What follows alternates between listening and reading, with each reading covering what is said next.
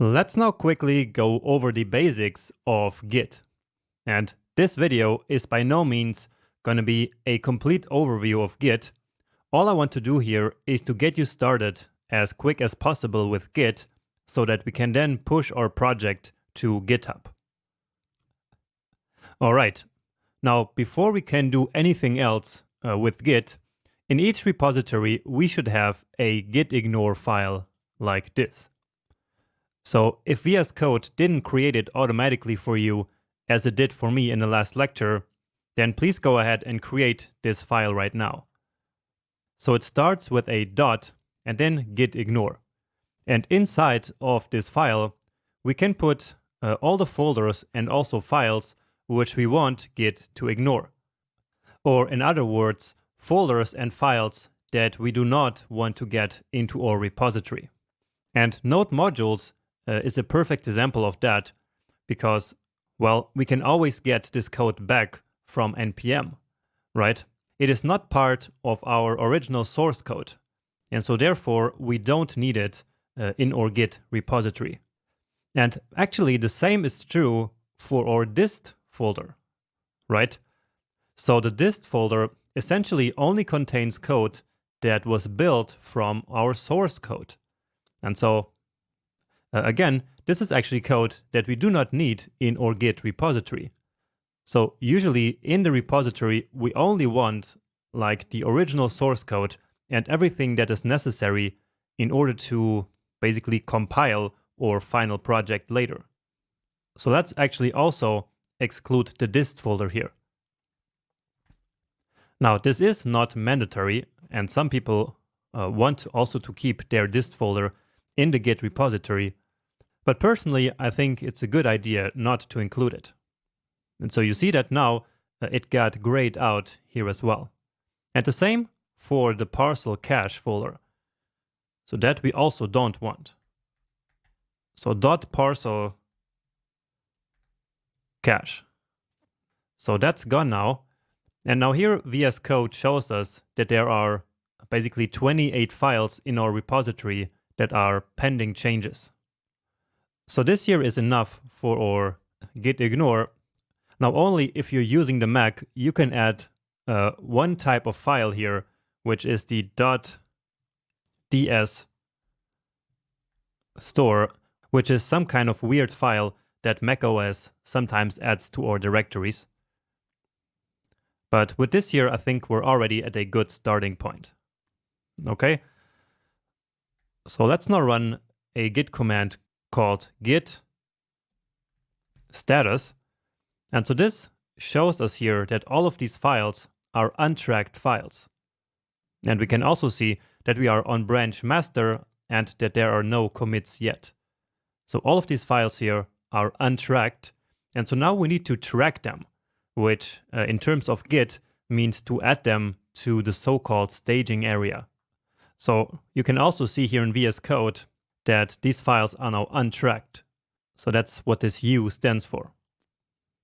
Okay, but now let's add all these files to the staging area by saying git add and then -a, which stands for all the files. Now we could also add files manually, so one by one, but usually that's never necessary. So I will simply add all of my files now. And so these files are now basically part of the repository. Okay, and so now here it says added. And so these files are now basically tracked.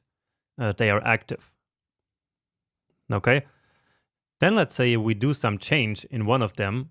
Let's say in the controller, let's just log something to the console in the init function. Let's say welcome. And so now you see that this file was modified, right? And also immediately here on the sidebar, VS Code shows us that something has changed. And so green here means that something was added. And when we click that, we can then actually see the change.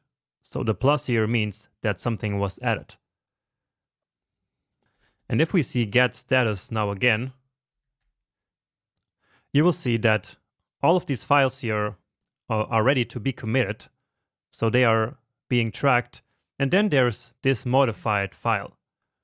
And so in order to now commit all these files to our Git repository, I need to run git add all again. So now you see that it is back to just being added. And also this green bar here is gone. All right. And so now we're ready to finally commit these files. And committing the files basically means that we really save the modifications of all the files to the repository. So adding the files like this here is basically just a pre-step before the commit.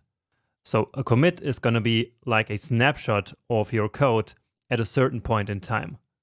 So each time before you make some significant changes to your code base, you should always commit.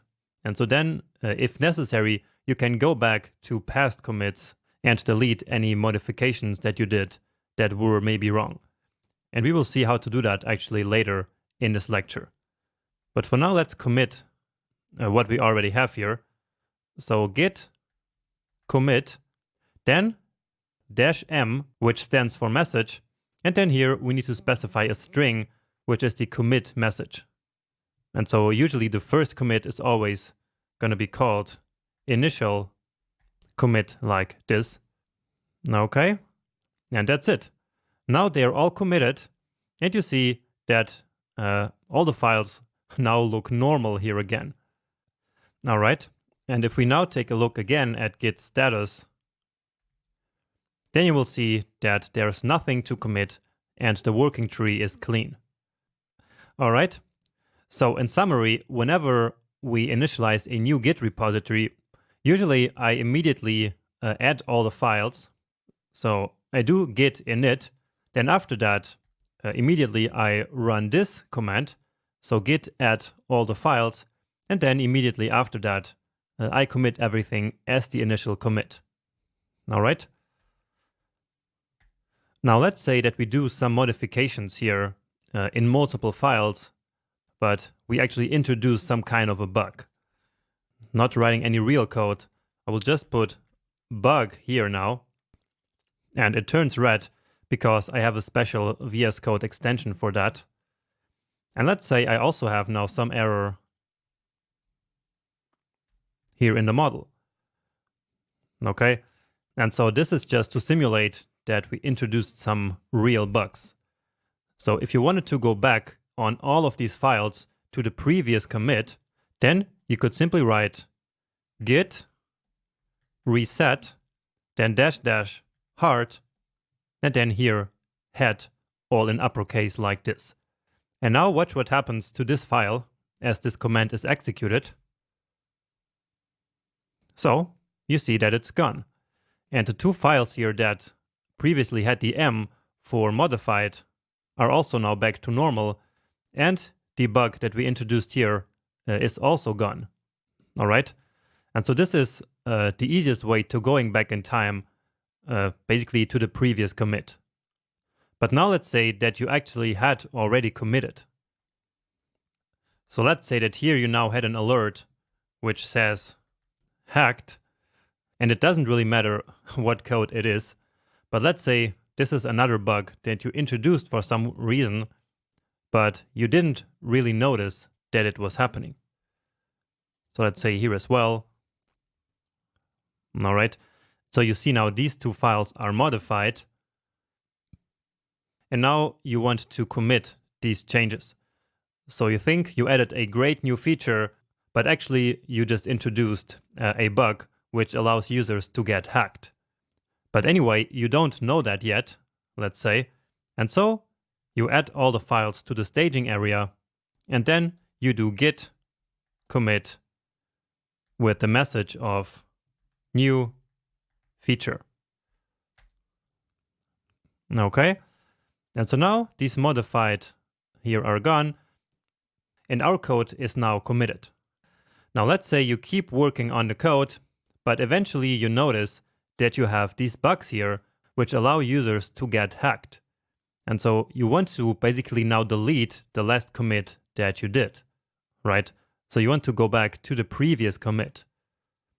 So to do that, you need to take a look at that previous commit, and you can do git log for that. And so here you have basically a log of all the commits that you did. So this one is the last one. So the new feature, and it has basically this ID here. And so this has currently the head. And so that's why previously we could reset using this head keyword. But now you want to go back to this commit. So to the initial commit, right? And so let's copy this ID here basically. And it would be enough to take the last 7 here, but I like to simply copy everything. So select and copy. And now to get out of this log here, you need to type a Q. So Q for quit. Okay, so Control C will not work there. You have to use key like this. And sometimes you even need like colon and Q. But anyway, let's now do again git reset hard and then the ID of that commit. So let's see. And now that hacked log is gone from here and from here as well. And so we are now back in that initial commit. And indeed, that's what is said right here. So the head is now at the initial commit. However, moving between commits like this is a little bit dangerous. And so instead, when we plan of doing a lot of changes, usually we simply create a new branch. So let's write git branch, and this will simply list all the branches that we currently have. And so right now we only have the master branch, and this star here means that that's the branch that we are currently in. And now again, to close this, you need to write a Q. Okay, but now let's create a new branch. And so that new branch is then basically going to be a copy of the current master branch in which we can develop new code and adding new features, but without affecting the code that is in the master branch. So it's basically a parallel track in which we can develop new code, but without affecting the original code that we had before and which we knew was already working. And so this is a great way of preventing bugs in our main code base. So we create a new branch by writing again git branch, but then here we can also specify now the name of the branch. So let's call this one new feature. Okay, so we created a new branch, but we didn't switch to that new branch yet. So to switch to that branch, we write git checkout and then the name of the branch. And so it says switched to branch new feature. So let's quickly add some modifications here. Let's add a new function. New feature is simply a function which logs to the console, welcome to the application. Okay. And we also delete this code from here, and then we want to call that function down here. So nothing significant. This is again just to simulate. So this one turned now green because we changed something from the original code, and here it is orange because we changed something. And if we were to delete something, for example, then it should turn red, which right now is not happening. But anyway, if we click here, we can see exactly what the code looked like before. So these 2 lines of code are gone, and this one is new. And so this in itself can be very handy and a great use case of Git. But anyway, let's put this very important line here back. Okay, and so let's now add this change to the staging area. So git add all. So we always have to do this before committing, and then git commit message, then edit new welcome feature. All right, and that's it. So we just created a new feature, but this new feature is now in this new feature brand. So let's check that out again.